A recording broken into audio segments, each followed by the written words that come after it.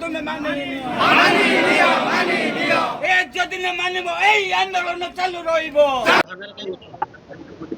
आज आम धारणा देचु यही जल संपद विभाग आम ओडिशार विभिन्न प्रोजेक्ट रे विभिन्न डिविजन रे विभिन्न मेंटेनेंस डिविजन रे कार्य करी एनएमआर प्रथमे एवं तापर वार्चास एवं तापर वार्चास वेजेस रेगुलर ए चाकरी करी दीर्घ दिन धरिकी आम यही डिपार्टमेंट रो सेवा करी आज ये वार्धक्य अवस्था 60 वर्ष उपनीत हो गला परे आमको रिटायर्ड कर दिया गला सरकार को नियम अनुसार। किंतु दुर्भाग्यर विषय यही कि जे प्रत्येक चाकरिया जे जीवन सारा चाकरी करता 30-35-40 वर्ष जे चाकरी करता है रिटायर्ड होला परे ताको किसी रिटायरमेंट बेनिफिट दिया जाए। किंतु आमे गोटे एमिति दुर्भाग्य हमर जे एमिति डिपार्टमेंट रे गोटे चाकरी कलु एवं एमिति गोटे चाकरी कलु जे आमको कौनसी ना आमर निज ऑफिसर ना आम सरकार आम कथा कहीं बुझले नहीं आज पर्यंत आमको ना ग्रेचुटी दिगला ना पेंशन दिगला ना अन्य जे कौनसी जे बेनिफिट्स जहाँ जहाँ कि सरकारी चाकरी हमको दिया जावा कथा ता दिगला किसी दिगला नहीं। एबे आम रास्तार भिखारी बोली एणे तेणे घूरी बुलुचु जे आमको केमिति आम पेट गंडाक पालिबु एवं आम परिवार प्रतिपोषण करिबु।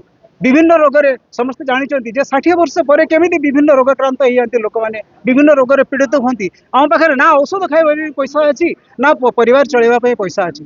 तो यही सब कारण आम दीर्घ दिन धरिकी आम ईआईसी महोदय को आम सर्वोच्च जंत्री महोदय को 2024 डिसेम्बर रे आम गोटे चिठी मध्यम देइथिलु जे आज्ञा आमर केते गुड़ाक डिमांड्स अच्छी जेमिति कि ग्रेचुटी पेंशन तो एमती 3-4टा डिमांड अच्छी ताको आम आलोचना माध्यम रे समाधान करवा। तो आप गोटे सुइटेबल डेट दिंतु आमको गोटे आपन को सोहला भाया गोटे डेट दिंतु। किंतु देखंतु आम डिसेम्बर मास डिसेम्बर 2024 रु आज जून 3 तारीख होगला आज पर्यंत आमको गोटे डेट मिलला नहीं सहित आलोचना करके समस्या समाधान करने।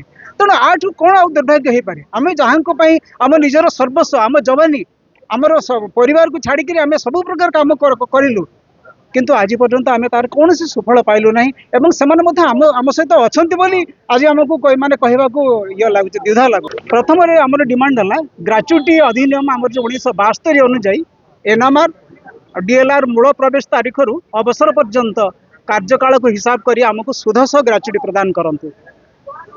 तापरे जल संपद विभाग नोटिस संख्या 7323 28/2/2009 अंतर्भुक्त सर्वेश्वर भुजबल भली समस्त ब्रटभार वार्चार्स आ वेजेस रेगुलर कर्मचारी मानक पुराणा पेंशन प्रदान करंतु।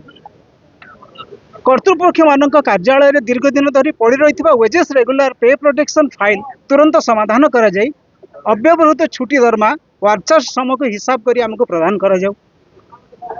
चतुर्थ है 1-3-2009 तारीख ठारू ब्रटभार वार्चार्स समय बकेया दरमा प्रदान करने संगे संगे जो रिकवरी को कर बंद करा जाए। बस यही 4टी दाबी पर आम आलोचना डाकी किंतु आलोचनार कौन सुफल मिलूना ना आलोचना कले ना आज पर्यंत आमको डाकिकी बसैले।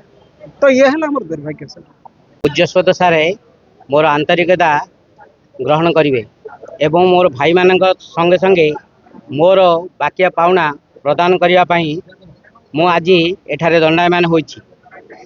तत्संगे संगे हरभंगी प्रोजेक्ट ठारे मोर नियोजित काम करी मु गोटे प्रोजेक्ट परिसमाप्त करी पुनर्बार छेलीगढ़ केनाल डिविजन रे मेड हिसाब से काम करी किंतु से वेजेस 134 नंबर मोर नंबर थिला किंतु वेजेस ना रहीनी किंतु तापर एनएमआर पीरियड रो ग्रेजुएट प्रदान पाई आमर सार मान जरिया लेखा जाइथिला किंतु ता माध्यम चिठी सार को आसी प्रदान करी किंतु से चिठीर प्रत्युत्तर किसी मिलला नहीं किंतु मो झीर बाहाघर ता पूर्वर से प्रযোज्य करी एवं संघ माध्यम चिठी देती किंतु तार उत्तर किसी मिललानी।